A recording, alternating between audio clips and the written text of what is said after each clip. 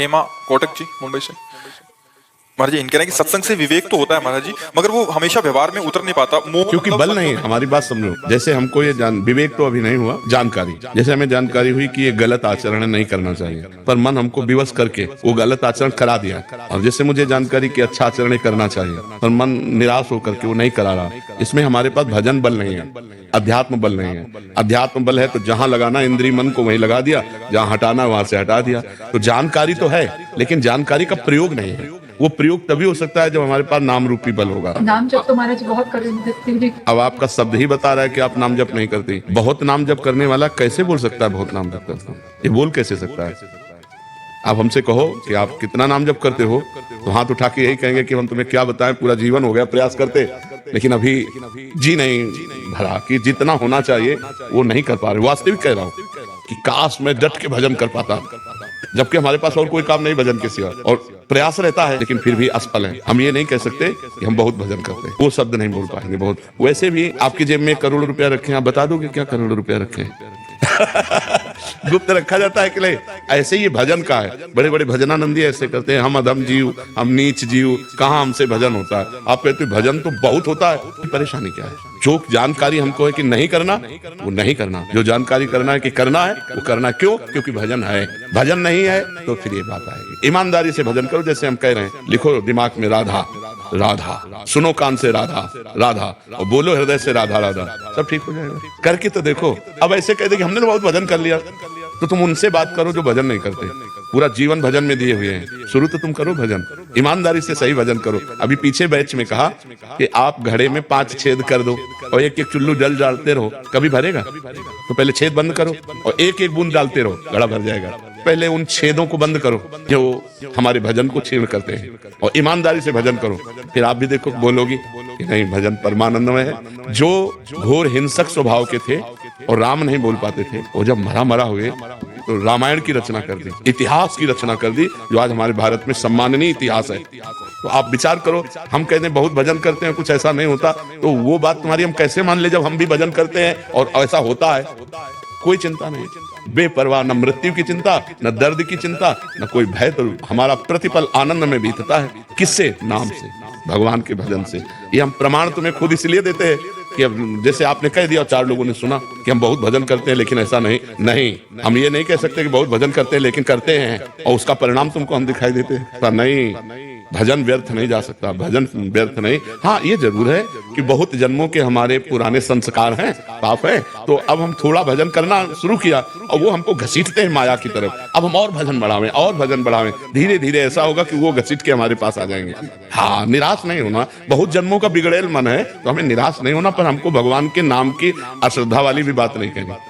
यार हम बहुत नाम जप करते हैं, ऐसा नहीं। ऐसा बोलने से नाम की महिमा पर अंगुली उठती है और वो हम उठने नहीं देंगे, क्योंकि हम स्वयं आपके सामने बैठे हैं। उसके प्रमाण हैं। हर कष्ट, हर परिस्थिति, हर व्यवस्था भगवान सब व्यवस्था करते। किसी महीने में ऐसा नहीं होता कि यार बिजली का बिल नहीं भरने को हुआ, यार ऐसा नहीं, सब व्यवस्था भगवान करते। तो नाम का आदर करो, वो आदर पूर्वक नाम जप करो, सब ठीक हो जाएगा। रोहित दुबे जी, राधे राधे महाराज जी।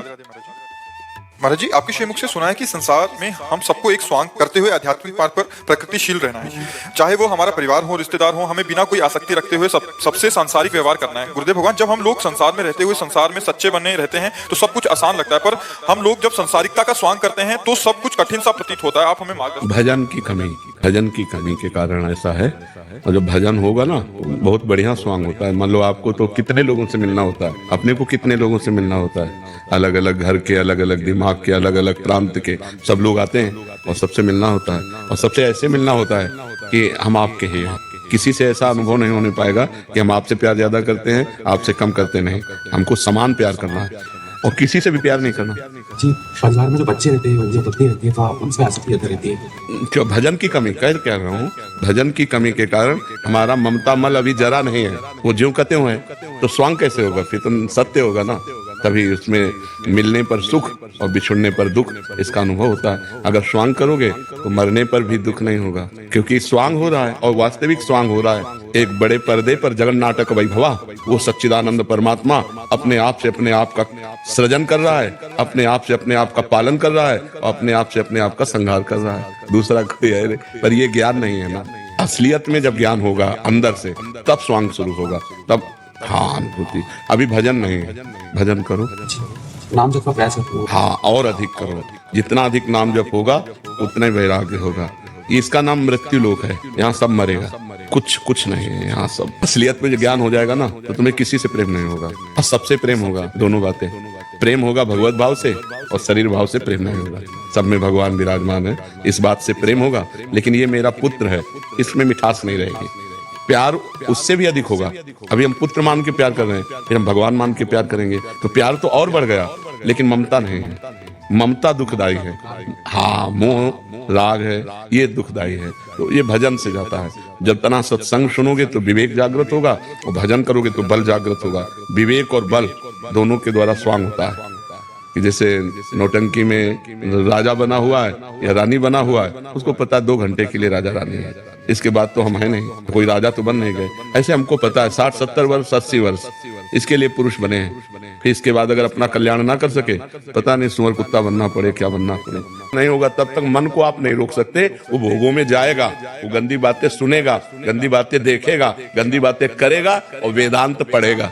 ये भी बात समझ में, वेदांत की बातें करेगा, ज्ञान की बातें करेगा और विश्राम भोगों में मानेगा। हम लोग पूरा जीवन इसी में खपा दिया है, तो एक एक पॉइंट का पता है। जैसे लोग कहते हैं ना हम इस पे पीएचडी किए, हम इस पे पीएचडी किए, तो हम मन पे पीएचडी किए, कई बार बताया है, क्योंकि बचपन से इसी मन को पढ़ते चले आए और अभी तक उसी को पढ़ रहे हैं। तो हमारा जो आप लोगों को जो लाभ मिलता है वो अनुभव का मिलता है कि हम उसी पे चल के बात कर रहे हैं। कोई पढ़ी लिखी बात नहीं, जो पढ़ी लिखी है उसी को अनुभव करके वही कह रहे हैं। अगर आप शुरू कर दो भगवान का नाम जप करना, सब ठीक हो जाएगा। हाँ, खूब डट के करो, संसार से हट के करो और खूब डट के करो, तभी नाम का प्रभाव बढ़ेगा। अच्छा, मटकी में 2-4 छेद हो और आप चुल्लू चुल्लू भरते जाओ, कभी भरेगी क्या? छेद बंद करो। जो पाप आचरण है, जो गंदी बातें हैं, जो संसार का आकर्षण है, उनको हम अगर बंद कर दें और थोड़ा थोड़ा भी अगर डालते रहे एक एक बूंद, तो घड़ा भर जाएगा। ऐसे हमारी पहले गंदी बातें बंद होनी चाहिए, हमारे जीवन में कोई गंदगी नहीं होनी चाहिए, शास्त्र के अनुसार हमारा जीवन होना चाहिए। फिर जो हम भजन कर रहे हैं वो हमारा एकत्रित होता जाएगा, वो घड़ा भर जाएगा। और जब भजन का घड़ा भरेगा तो परमात्मा साक्षात्कार उसका फल है, सीधा फल है भगवान का साक्षात्कार। वही भगवान आत्मा है, वही परमात्मा है। आत्मा और परमात्मा में इतना थोड़ी अंतर है, वही है, वही परमात्मा है, वही आत्मा है।